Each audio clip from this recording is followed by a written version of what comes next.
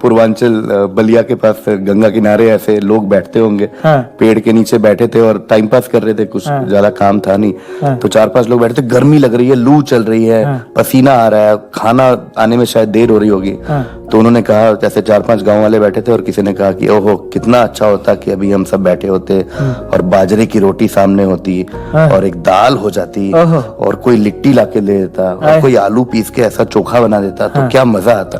तो गांव के एक बुजुर्ग बैठे थे पास में, उन्होंने कहा जब सोच ही रहे हो, जब काल्पनिक बात ही हो रही है, तो थोड़ा पनीर सोच लो, थोड़ा मुगलई, थोड़ा मतलब सब्जी वब्जी कुछ एक्सोटिक ही सोच लो, सोचने क्यों कमी रखो? थोड़ा हो जाए। सोच ही तुम्हारी बाजरे तक जा रही है, तो सच्चाई में क्या खाओगे? तो ये बहुत एग्जांपल देते थे। बड़ी कमाल की बात है। और दूसरा है ना क्या कि हमको ये सिखाया भी जाता है ना, है ना, कह रहे आप उतनी चादर उतने ही पैर पसारी जितनी तुम्हारी चादर हो, है ना।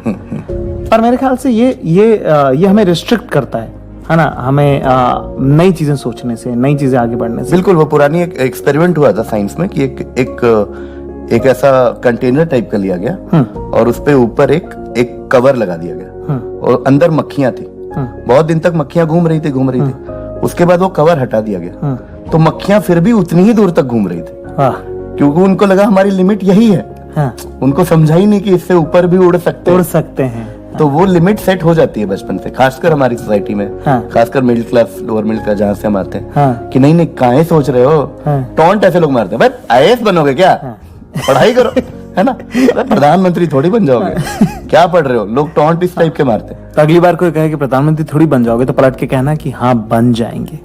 बिल्कुल, है ना, और कहना चाहिए ना, कह देना चाहिए अपने बारे में बड़ी बातें, बोल देना चाहिए, है ना। जैसे मैं बहुत बार ऐसे कर दिया करता था, तब लोग मेरे आसपास के लोग बोलते थे कि तुम थोड़ा ज्यादा बोल रहे हो, है ना।